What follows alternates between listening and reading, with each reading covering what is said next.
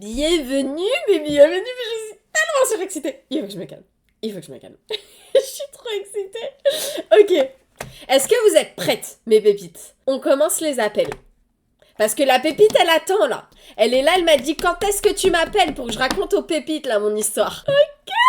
Vous êtes autant excitée que moi, je suis trop contente. Attendez, parce que je suis encore un petit peu novice, hein. Je mets le casque, je l'appelle en visio. Ça va, t'es pas trop Ah, t'as stressée? géré le truc, ouais. Ah, Si, de trop fou. bien. Ouais, t'es stressée? De fou. C'est la première fois que je vais vraiment en parler, donc en fait, ça me fait hyper bizarre. Bah, je m'appelle Aitana, j'ai 30 ans.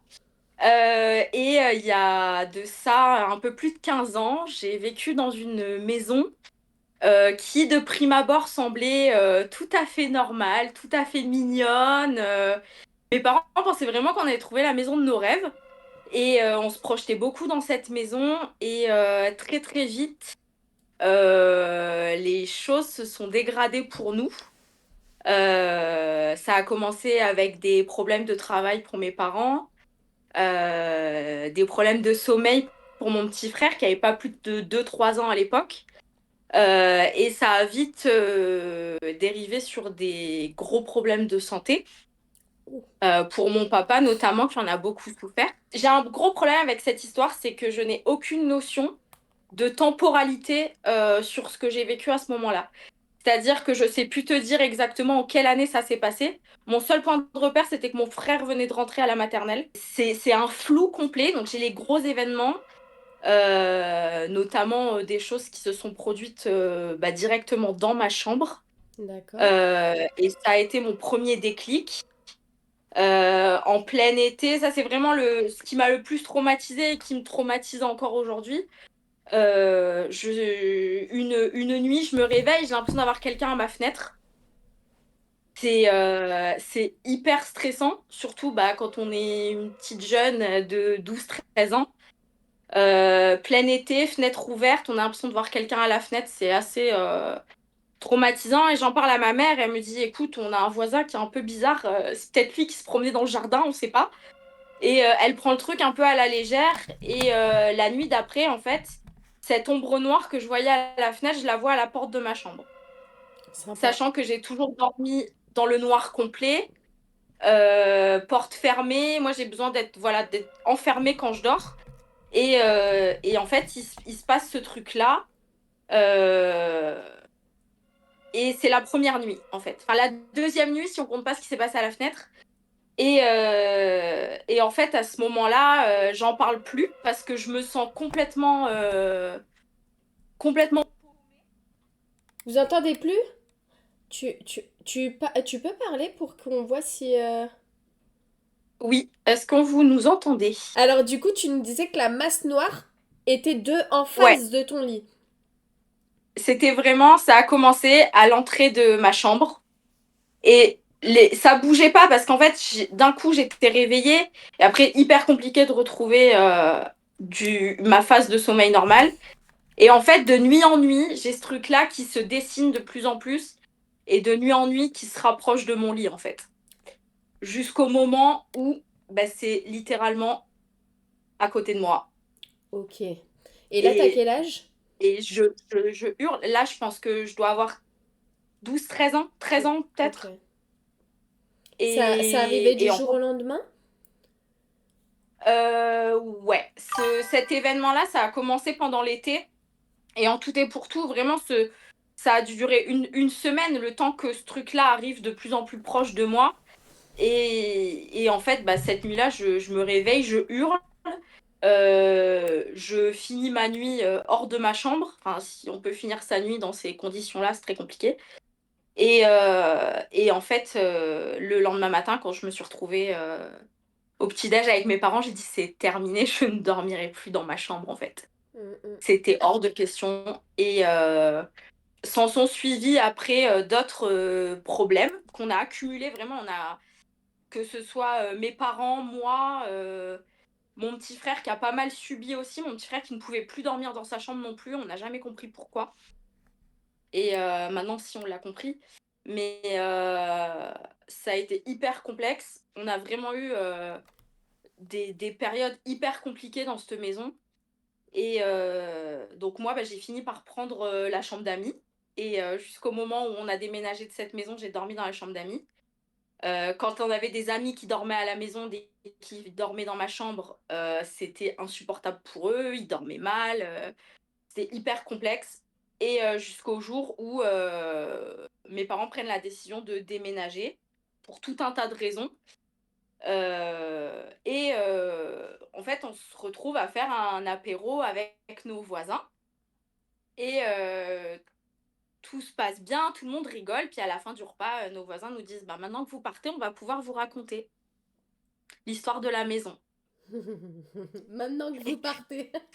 et en fait, la légende du village raconte, enfin pas que la légende du village, hein, mais apparemment tout le monde était au courant dans le village que cette maison, elle était à fuir comme la peste. Oh bah super. Euh, Oh ouais, punaise. vraiment. Et moi, quand j'allais à l'école, je me disais, mais t'habites où? Mais quand je venais d'emménager, bah, j'habite cette maison. Ah, même des gamins le savaient, quoi. Et, euh, et donc, ils nous disent, voilà, maintenant que vous partez, on va pouvoir vous raconter un peu la légende de la maison. Il s'avère que cette maison, c'était la maison où vivait le curé du village, à fin des années 1800. Et il s'avère que ce fameux curé faisait des messes noires dans la maison, C'est quoi des messes noires? des messes sataniques. Ah super. Oh, un sacré curé celui-là. Ouais, des messes sataniques dans la maison. Et en fait, sa chambre, c'était ma chambre. Oh Seigneur. Donc en fait, il était chez lui, donc en fait, lui, il faisait sa petite vie. Et donc en fait, bah, ces événements un peu traumatisants, on les a un peu éclipsés avec ma mère et mon frère notamment. On n'en a plus trop reparlé une fois qu'on avait quitté la maison. On a essayé de reprendre un peu notre petit bonhomme de chemin et en fait, il y a 4 ans, euh, j'ai fortement recommencé à subir des événements paranormaux à la suite du décès d'une de mes amies. Et en fait, on est venu en reparler et mon petit frère qui était tout petit à l'époque, euh, bah en fait nous a dit mais moi je voyais des trucs dans ma chambre quand j'étais petit, c'est pour ça que je voulais pas y rester parce que j'étais pas bien, parce que plein de trucs comme ça. Et, euh, et ma mère qui dit non mais elle dit le mal-être en fait on l'a tous vécu et on a tous vécu. Alors ma mère s'est pas trop étendue sur le sujet, elle nous a juste dit que elle aussi avait vécu un fort mal-être quand on était dans cette maison. Toutes les... Voilà, en fait, on en est venu, à force de se questionner, à se dire qu'en fait, cette entité ne voulait pas d'un autre humain, on va dire, masculin dans la maison, et en fait, avait tout fait pour faire fuir mon père de la maison. Et ton père se sentait poussé Ah de... ouais, ouais. Ouais, c'est allé hyper loin. Je vais pas trop m'étendre parce que c'est un sujet qui est hyper touchy, hyper perso. Mais ouais, c'est vraiment allé hyper loin et voilà, il y a plein d'événements qui ont fait que voilà, ça peut être la faute du surnaturel, mais voilà, après dans la vie quotidienne, dans la vie professionnelle de mes parents et tout, c'est vrai que cette phase où on était dans cette maison, elle a été catastrophique. Je pense que ça a fait partie des années les plus difficiles qu'on ait eu à vivre. C'était les années où on a été dans cette maison. Ça On n'y est pas m'étonne. resté très longtemps, on y est resté peut-être 2, 3 ans, mais ça a vraiment été les années les plus compliquées. Et quand 10 ans plus tard, on en parle avec mon frère, qui me dit non, mais moi je voyais des trucs, je pouvais pas même jouer dans sa chambre en plein jour, il en était incapable. Et il te disait qu'est-ce qu'il Et voyait? bah, en fait, à peu près de ce qu'il a pu me décrire avec le recul, c'était un peu la même chose que moi. C'était une espèce de masse. On voyait bien que ça avait forme humaine, entre guillemets, mais c'est c'est pas hyper distinct. Enfin, tu sais un peu de quoi il en résulte par rapport à ton vécu aussi. Et en fait, bah, c'est pas toujours hyper distinct, mais on sait que c'est quelque chose qui est pas normal et qui est pas naturel, voilà, c'est... Et Et en fait, tu sentais que c'était mauvais, genre tu sentais que c'était le ah mal ouais, ouais, ouais. incarné. Ok, ok. Ah oui, oui, oui, oui, oui, oui, oui. C'était un truc qui était hyper mauvais. Et quand on a fini par savoir ce qui s'était passé dans la maison, on s'est dit, bah voilà, déjà, t'es un curé, tu fais des choses comme ça, qui plus est dans ta maison, c'est une maison en fait qui c'est une maison que nous on avait en location, que le propriétaire avait rénovée. Et en fait, la maison avait été à l'abandon du moment où ce curé avait quitté la maison jusqu'au moment où le propriétaire l'avait rachetée pour la retaper. Et c'était une maison au milieu de nulle part, en pleine campagne, au fin fond du sud-ouest. Voilà, c'est le truc où on viendrait. Il peut y avoir des. Je vais partir dans les extrêmes, mais c'est le genre de truc, il pourrait y avoir des sacrifices humains, on n'irait pas chercher là-bas, quoi.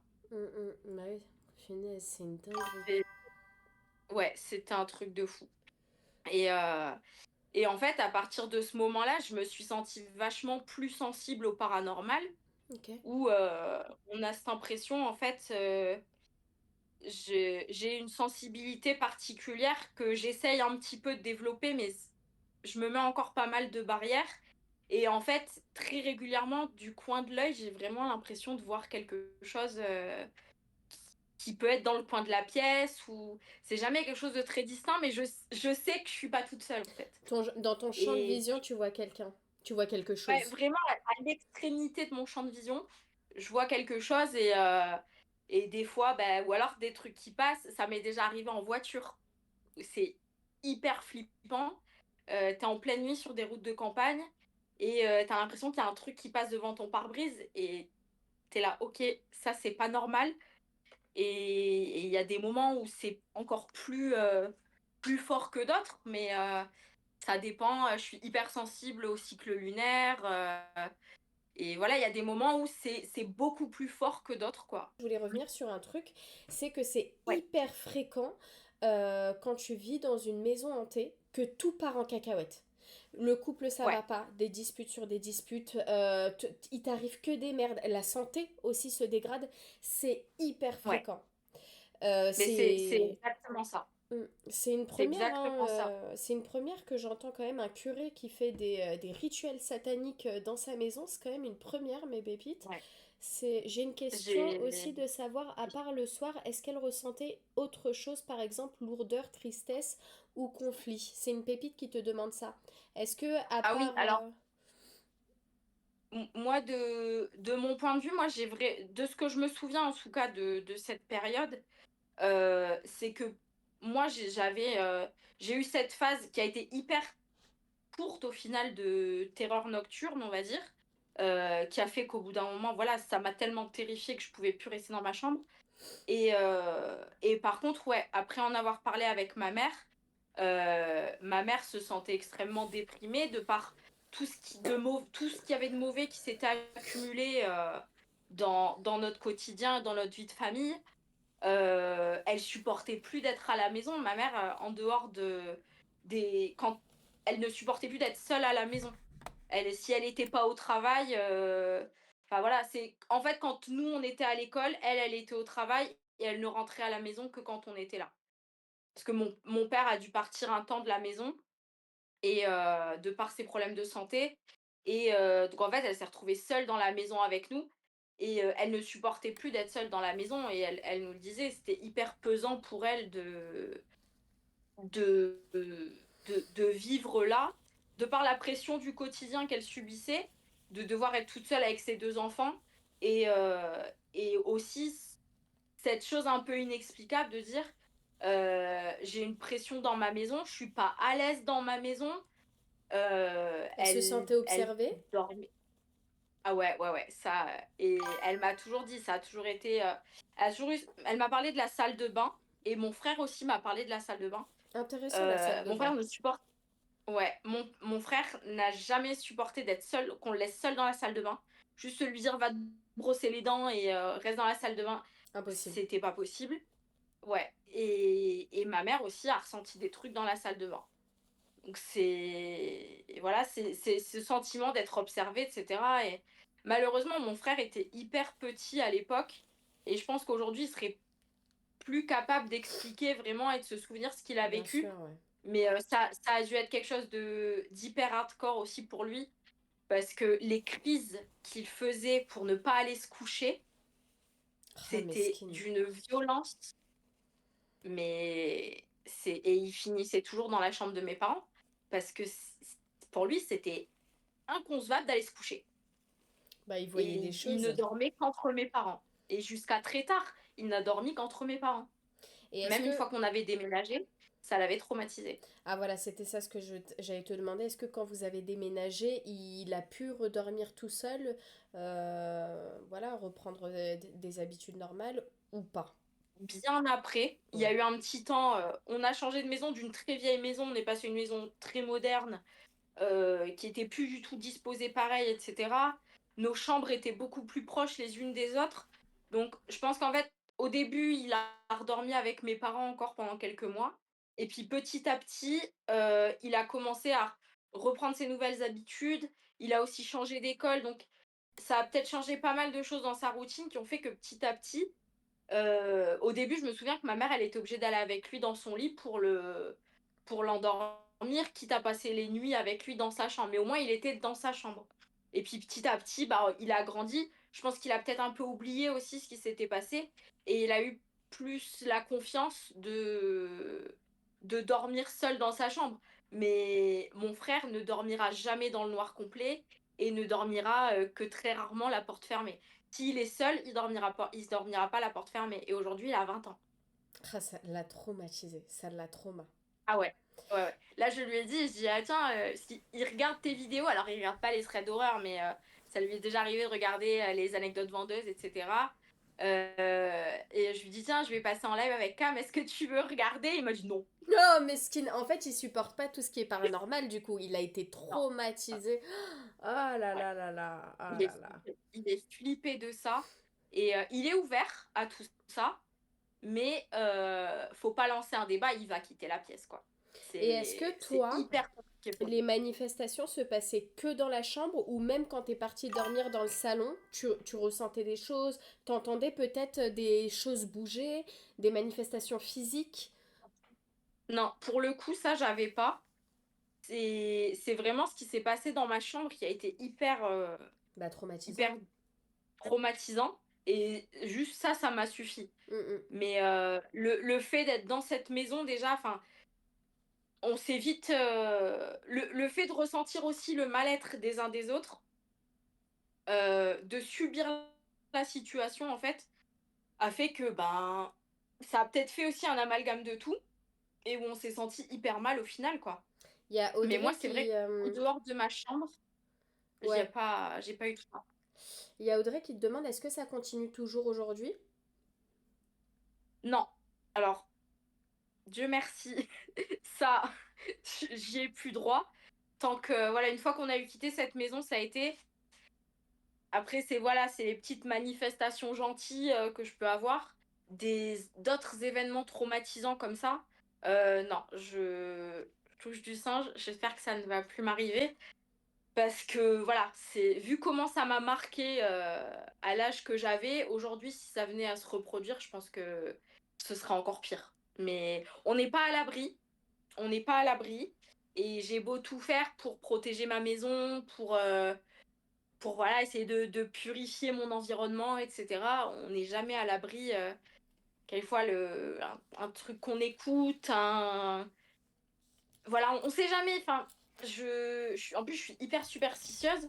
Donc, je fais hyper gaffe à tout ça. Quand on dit il faut pas dormir avec des miroirs à proximité, etc., je fais hyper attention à tout ça. Parce que je suis hyper précautionneuse. J'ai pas envie qu'un truc comme ça se reproduise, quoi. Et Vraiment pas. et qu'est-ce que tu fais toi pour purifier la maison? Genre si tu peux donner des petits tips aux pépites, qu'est-ce que tu fais pour purifier? Alors moi, déjà, ma maison, enfin mon appartement, avant d'emménager, je l'ai fait vérifier par une énergéticienne Ok. qui est une amie. Puisque dans mon ancien appartement, il s'est passé certaines choses aussi. Alors, c'était pas d'une réelle violence, mais j'ai perçu deux, trois petits trucs qui étaient pas hyper sympas. Donc, j'ai fait appel à cette amie pour qu'elle valide mes ressentis qui s'avéraient être réels. Donc avant d'emménager, je lui ai demandé de vérifier mon appartement. Donc il n'y a plus toutes ces choses un peu bizarres qu'il y avait dans mon ancien appartement. Après, au quotidien, j'écoute beaucoup de prières. Moi, ça m'aide dans mon quotidien Et voilà, j'allume facilement des bougies blanches pour voilà que ça apporte de la lumière dans mon appartement. Je passe de la sauge ou du palo santo assez régulièrement aussi. Dès que ce soit des amis ou un électricien qui passe chez moi, euh, le, l'appartement il est toujours purifié à la sauge juste après parce que enfin, voilà, c'est peut-être un peu une névrose, mais j'essaye de faire hyper attention à tout ça parce que je sais que très rapidement il y a des choses qui peuvent se manifester dans les logements C'est intéressant ce que et on tu m'a dis assez mis en garde. par rapport au fait que dès qu'il y a un électricien qui vient chez toi ou même des amis, tu purifies toujours parce que tu as peur qu'il ramène des choses chez toi et qu'il les laisse. Ouais, C'est ouais, intéressant. Parce que ça t'est déjà arrivé ouais. peut-être? Alors, pas à moi directement, mais à une de mes amies. Bah, mon amie qui est énergéticienne, justement, et elle m'expliquait qu'en fait, bah, les énergies qu'on a sur nous, elles peuvent être bonnes ou mauvaises, des fois, on s'en rend pas compte. Et bah, si une énergie ou une entité qu'on a sur nous, proche de nous, bah, se sent bien à un endroit, elle va rester. Ouais. Donc, j'ai toujours peur. Alors, même si, voilà, on peut passer des très bons moments ici, j'ai jamais eu de personne qui avait une forte négativité chez moi. Bah, il y a toujours un petit coup de Qui purification vient. derrière parce qu'on ne sait jamais, quoi. Bravo. J'ai pas envie qu'il y ait n'importe quoi qui vienne se déposer chez moi. Et c'est hyper facile. Après, je pense qu'on est un peu une génération qui est matrixée aux films d'horreur et quand on voit Annabelle et compagnie, bof, on se méfie un peu de tout et quand on a une sensibilité à, aux événements invisibles, je pense que d'autant plus quand on sait comment se protéger ou du moins qu'on pense savoir comment se protéger, il faut le faire quoi. Même si des fois on a l'air un peu d'un ahuri, mais je pense Oh que c'est bon, hyper important de le faire. ça. Et est-ce que tu peux nous raconter les petites choses qui s'est passées dans ton ancien appartement de négatif? Parce que ça m'intéresse un petit peu, ça vous intéresse mes bébites peut-être. J'avais un espèce de long comptoir qui faisait tout mon mur de cuisine. Et une fois, j'attends que mon café coule et je suis accoudée comme ça au comptoir. Et en fait, j'ai l'impression de sentir comme un courant d'air qui fait des va-et-vient devant mon visage. Il s'avère que cet appartement, je l'avais choisi notamment parce qu'il avait de très belles poutres apparentes. Et il était dans des combles. Il avait un certain charme, etc. Donc, le fait qu'il soit esthétiquement plaisant m'avait un peu poussé à déménager aussi. Et en fait, je ressens cette espèce de courant d'air plusieurs fois, toujours au même endroit. Mais c'est bizarre, un courant d'air, ça va dans un sens, mais pas dans les deux. Et ma mère vient chez moi et ma mère me dit, mais il y a un courant d'air trop bizarre chez toi. Je dis oui, oui, oui, oui. Et puis mon père, qui est complètement fermé à tout ça, un jour vient chez moi et me dit, mais il y a un courant d'air bizarre. Et on se regarde avec ma mère, on attend que mon père parte et on se dit, bon, je pense qu'il y a un truc qui se balance à cet endroit-là. Oh non. Et, et si. Oh Seigneur Dieu. Oh Seigneur Dieu. Et, et donc, il y avait bel et bien quelqu'un qui s'était pendu à cet endroit-là. Et ça a été, quand j'ai eu la confirmation par mon ami que mon ressenti était le bon, c'était quelques semaines avant que je déménage. Donc j'ai dit, bon, j'ai appris à vivre avec. Elle m'expliquait qu'il n'y avait pas que lui, hein, bon, que lui, il était là, qu'il bougerait pas de là.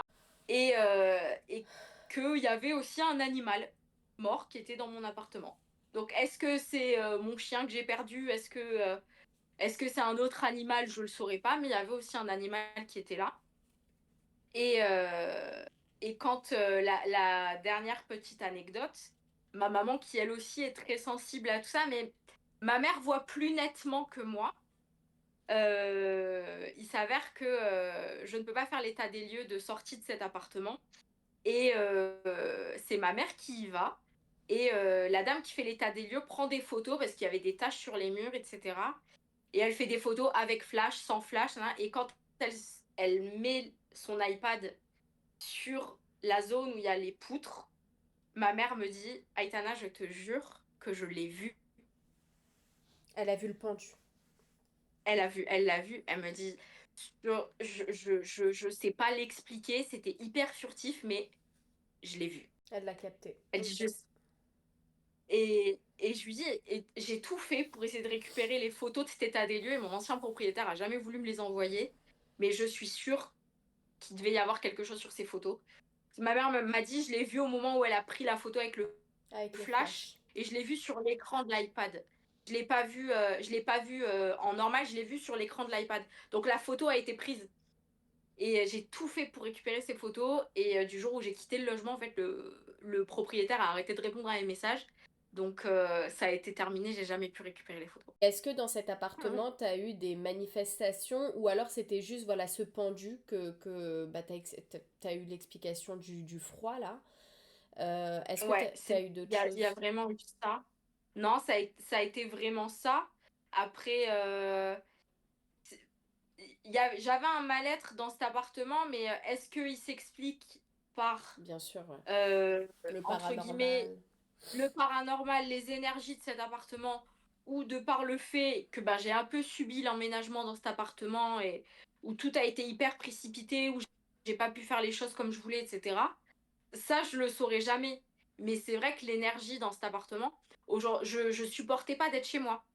J'étais constamment chez mes parents, où je restais jusqu'à des heures pas possibles au boulot. Je partais tôt le matin, je revenais tard le soir. C'est dur à expliquer, mais on sent que c'est plus du tout la même ambiance, quoi. Et du coup, bah aujourd'hui, voilà, c'est ça, c'est que tu aperçois des choses dans le coin de... dans ton champ de vision. Mais tu me dis aujourd'hui, c'est pas souvent mauvais, c'est plus positif ce que tu vois, c'est juste peut-être des choses de passage. Est-ce que quand tu les vois, Ouais, tu vois des yeux, tu vois un visage ou tu vois juste une pas forme? du, pas du tout. C'est vraiment une forme. Alors, je vais voir, par exemple, si c'est une hauteur d'adulte ou une hauteur d'enfant. Mais c'est pas du tout. Je sais pas faire le distinguo en fait de si c'est bon ou si c'est mauvais ou voilà, C'est c'est en fonction. furtif. Ça fait une masse et c'est hyper furtif. Hmm. Et j'ai ce truc. Je fais beaucoup de soins énergétiques et à chaque fois elle me dit je suis obligée de rouvrir ton troisième œil. Elle dit parce qu'en fait tu te fermes tellement à tout ça. C'est comme une barrière de protection, tu te fermes à tout ça. Et à chaque fois, je suis obligée de te le rouvrir parce que bah, il faut entre guillemets garder l'œil ouvert. Mais elle me dit, ça fait partie de toi. Il faut pas que tu te mettes des barrières par rapport à ça, pas du tout. Mais bon, comme ça me fait quand même pas mal flipper, ben, automatiquement, en fait, mon troisième œil finit toujours par se refermer parce que ben, je refuse de voir, en fait, par peur, parce que c'est quand même assez flippant. Même Bah si oui, tu tu sais pas m'étonnes. distinguer si c'est bon ou mauvais, le simple fait de voir quelque chose qui n'est pas censé être là, c'est hyper flippant. Et tu sais si cette maison-là, tu nous as parlé, le curé et tout, est-ce que tu sais que si y a des gens qui y vivent aujourd'hui ou est-ce que peut-être elle a été un petit peu cimentée? Non, T'as une il y a des gens suite? qui y vivent toujours. Il y a des gens qui y vivent toujours. À l'époque où nous on y vivait, ma mère avait fait passer des. Alors à l'époque, il me semble que c'était des prêtres orthodoxes qui étaient venus à la maison et qui avaient fait un espèce de rituel de purification de la maison. Je vais pas parler d'exorcisme parce que je pense que le mot est fort, mais qui étaient venus purifier la maison. Ils nous avaient laissé des médailles qu'il fallait qu'on ait sur nous, etc. On a su, par des contacts qu'on avait encore, qu'il y avait eu d'autres personnes. Alors, est-ce que c'était des personnes religieuses ou pas, qui sont venues dans la maison et qui ont essayé de venir un peu purifier l'endroit, quoi. Ok. C'est arrivé après notre départ, on a su que c'était arrivé 2 fois. Ah oui, à ce point. Ok, ok. Ouais. Bah en tout cas, merci infiniment. Et ton histoire était passionnante. Merci beaucoup pour ton temps. Si Merci à c'était toi. chouette. Et juste, si je peux laisser un petit message, les copains, j'espère que je sais que mes copains sont en train de regarder le live. J'espère que vous allez pas faire des cauchemars à cause de moi. Mais s'il vous plaît, on n'en parle pas. Si on se voit ce week-end, on n'en parle pas. Je vous en supplie, on n'en parle plus. Ce qui s'est Allez, passé ici reste ici, on n'en parle plus. allez, on parle plus, on traumatise plus du tout Aitana sur ces histoires de paranormal. Le paranormal reste sur les lives Twitch. On lui en reparle plus du tout. Merci beaucoup, je te fais des Merci très à très toi. gros bisous. Bisous. Ciao, Bye. ciao, salut!